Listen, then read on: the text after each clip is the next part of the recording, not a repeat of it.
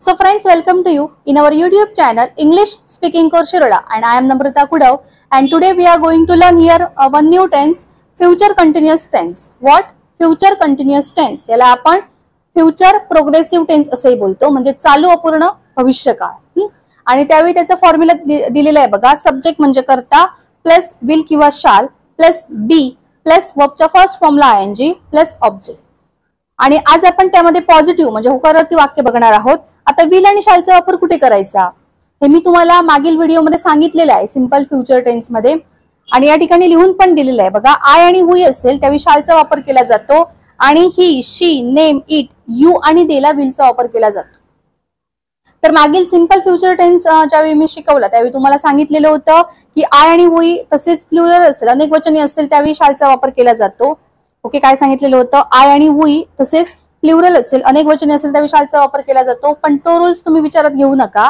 तर या ठिकाणी तुम्हाला जे दिसते, आता मी तुम्हाला जे लिहून दिलेलं आहे ब्लॅकबोर्डवर, आय आणि हुई असेल त्यावेळी शालचा वापर केला जातो, आणि इतर सर्वांना ही, शी, नेम, इट, यू आणि देला विलचा वापर केला जातो. हे फक्त लक्षात ठेवा.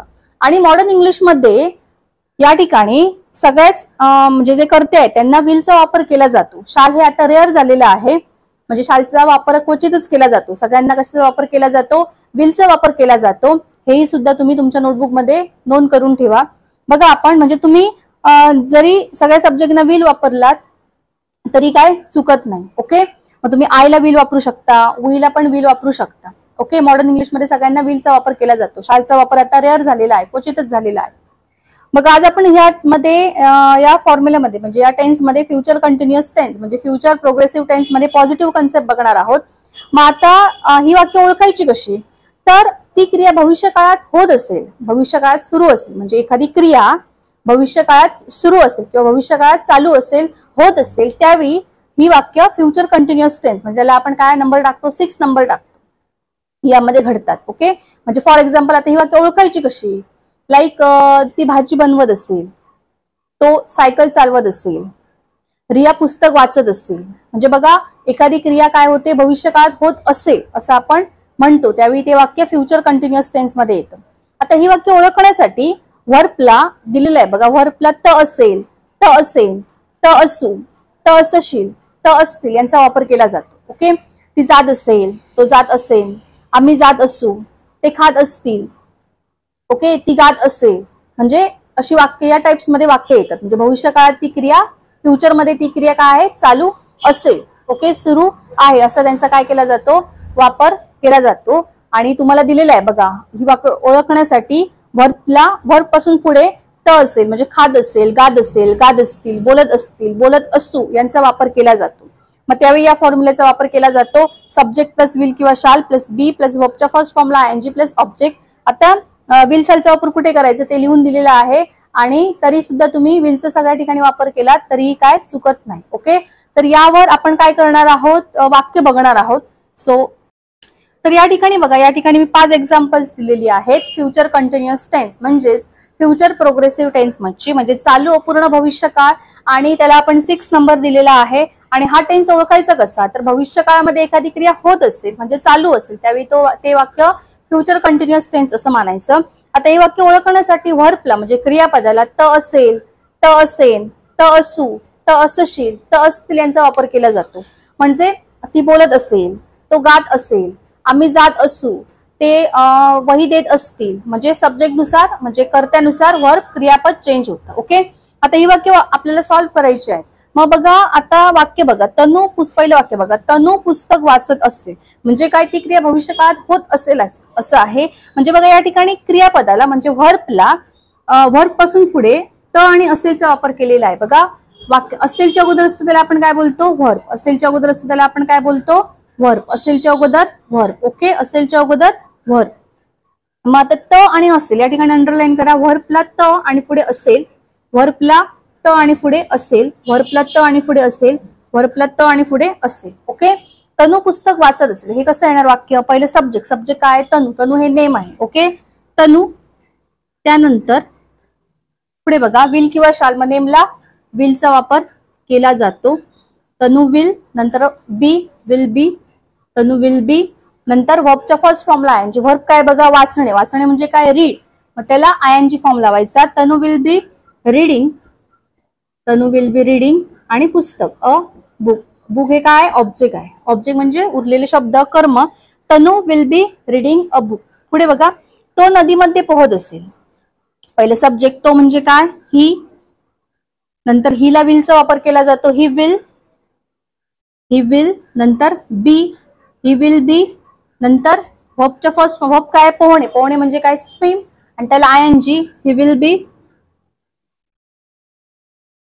ही will B swimming, he will B swimming in the river, in the river. आपण पहिले सब्जेक्ट तो म्हणजे ही नंतर विल, नंतर बी फॉर्म्युल्यानुसार, नंतर वर्बच्या फर्स्ट फॉर्मला आयएनजी. वर्ब काय बघा स्विम म्हणजे पोहणे, स्विमिंग आयएनजी फॉर्म लावला आयएनजी, स्विमिंग इन द रिव्हर, नदीमध्ये हे काय ऑब्जेक्ट आहे इन द रिव्हर. पुढे बघा, ती आपला गृहपाठ लिहित असेल. वाक्याच्या शेवटी बघा, प्रत्येक वेळी वाक्याच्या शेवटी मी वर्ब पासून पुढे अंडरलाईन केलेली आहे कारण तुम्हाला समजावं म्हणून. वाक्याच्या शेवटी बघा त असेल असं आहे, ती आपला गृहपाठ लिहित असेल. वर्बला काय लिहित आणि पुढे असेल. पहिले सब्जेक्ट ती म्हणजे काय शी, नंतर काय येणार बघा शी, नंतर विल, शी विल. ओके, त्यानंतर शी विल, नंतर बी चा वापर केला पाहिजे शी विल बी. नंतर लिहिणे म्हणजे काय राईट, त्याला ING form she will be writing.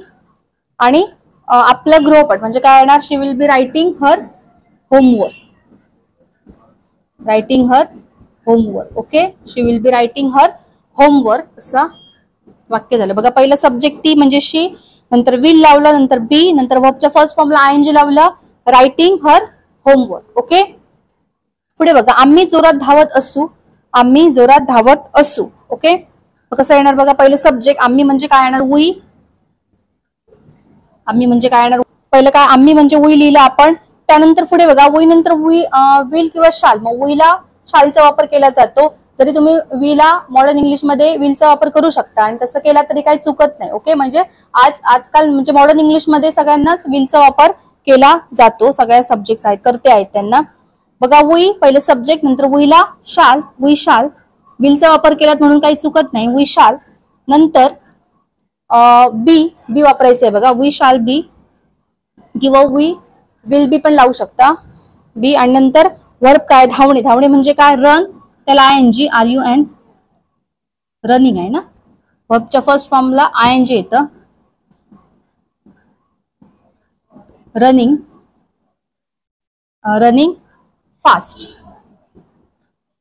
Okay, मला तर लिहिता खाली एकदम असल्यामुळे we shall be running fast किंवा we will be running fast असंही लिहू शकता. ओके, पुढे बघा, ते वाट बघत असतील. मग कसं येणार ते वाट बघत असतील, ते म्हणजे दे, नंतर दे विल, नंतर बी, दे विल बी आणि वाट बघणे हे वर्ब आहे, दे विल नंतर बी येणार आणि वर्ब आयएनजी, वर्ब आयएनजी काय येणार वाट बघणे म्हणजे वेटिंग, वेटला ING, they will be waiting. Okay, समजलं. आता हे वाक्य खाली जागा नसल्यामुळे मी लिहू शकत नाही, तर तुम्ही नोटबुक मध्ये लिहून घ्या. ते म्हणजे दे, नंतर विल, नंतर बी आणि वर्बच्या फर्स्ट फॉर्मला आयएनजी, वाट बघणे म्हणजे वेट, वेटला ING waiting, they will be waiting. Okay, समजलं. तर ही अशी वाक्य काय आहेत सॉल्व्ह केलेली आहेत, तुम्ही तुमच्या नोटबुक मध्ये लिहून घ्या. महत्वाची गोष्ट पुन्हा एकदा आपण हे बघूया वाक्य. बघा काय सांगितलेलं आहे. बघा या ठिकाणी आपण काय बघितलं, फ्युचर कंटिन्युअस टेन्स म्हणजे फ्युचर प्रोग्रेसिव्ह टेन्स, चालू अपूर्ण भविष्यकाळ. याला आपण 6 नंबरचा नंबर दिलेला आहे. फॉर्म्युला आहे सब्जेक्ट, नंतर विल किंवा शाल, नंतर बी, नंतर वर्बच्या फर्स्ट फॉर्मला आयएनजी प्लस ऑब्जेक्ट. बघा, तनू पुस्तक वाचत असेल म्हणजे काय ती भविष्यकाळात क्रिया होणारी आहे, वाचत असेल, याच्याकडे लक्ष द्या, त असेल. मग तनू विल बी, वर्बच्या फर्स्ट फॉर्मला आयएनजी रीडिंग अ बुक. पुढे बघा, तो नदीमध्ये पोहत असेल, तो म्हणजे ही, नंतर विल, नंतर बी, नंतर ही will B swimming in the river. त असेल आहे, तो म्हणजे ही, नंतर विल लावला, नंतर बी, विल बी हे लक्षात ठेवा, हे इम्पॉर्टंट आहे, काही जण विसरतात. ही विल बी स्विमला ING swimming in the river. पुढे बघा, ती आपला गृहपाठ लिहित असेल, ती म्हणजे शी, विल बी लिहिणे म्हणजे राईटला आयएनजी रायटिंग हर होमवर्क, तिचा होमवर्क, तिचा गृहपाठ म्हणजे हर होमवर्क. पुढे बघा, आम्ही जोरात धावत असू. बघा वाक्याच्या शेवटी बघा, त असू, त असेल, त असेल, त असेल किंवा त असतील यांचा वापर केला जातो, म्हणजे ती क्रिया भविष्यकाळात होत असेल, सुरू आहे. ओके, भविष्यकाळात सुरू आहे असा असा त्याचा वापर केला जातो, म्हणजे असा त्याचा अर्थ निघतो. ती आपला पुढे आम्ही जोरात धावत असतो. आम्ही म्हणजे वी, नंतर वीला शाल, वी शाल किंवा वी विल पण लावू शकता. बी आणि वर्बच्या फर्स्ट फॉर्मला आयएनजी रनिंग फास्ट.